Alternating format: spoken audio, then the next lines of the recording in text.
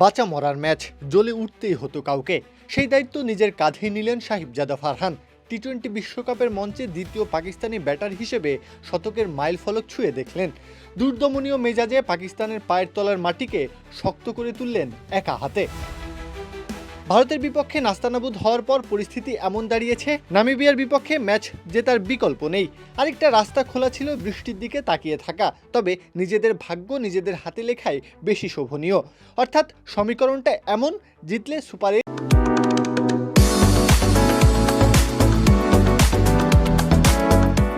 হারলে বিদায়। টস জিতে ব্যাটিং বেছে নেয় পাকিস্তান। লক্ষ্য একটাই, স্কোরবোর্ডে বড় রান চাই। আগের ম্যাচের ভুল করলে চলবে না কোনো মতেই, মাথার মধ্যে সে কথাই গেঁথে নিয়েছিলেন ফারহান। তবে শুরুর দিকে কিছুটা বেগ পেতে হয়েছে তাকে। ব্যাটে বলের সম্পর্কটা ঠিকমতো জমছিল না।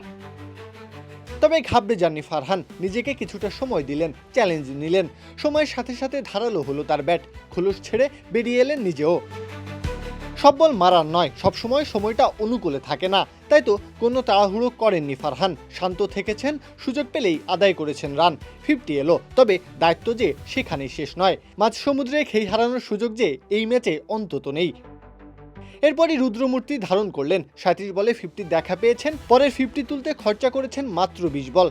নামিবিয়ার বোলাররা স্রেফ অসহায় তাকিয়ে দেখল তার ধ্বংসযজ্ঞ। শেষ পর্যন্ত 58 বলে 100 রান করেই অপরাজিত থেকেছেন। 2014 সাল আহমেদ শেহজাদের পর দ্বিতীয় পাকিস্তানি ব্যাটার হিসেবে সেঞ্চুরির কীর্তি গড়লেন ফারহান। পাকিস্তানও পেল 199 রানের বিশাল পুঁজি। প্রত্যহ কাব্য, খেলা 71।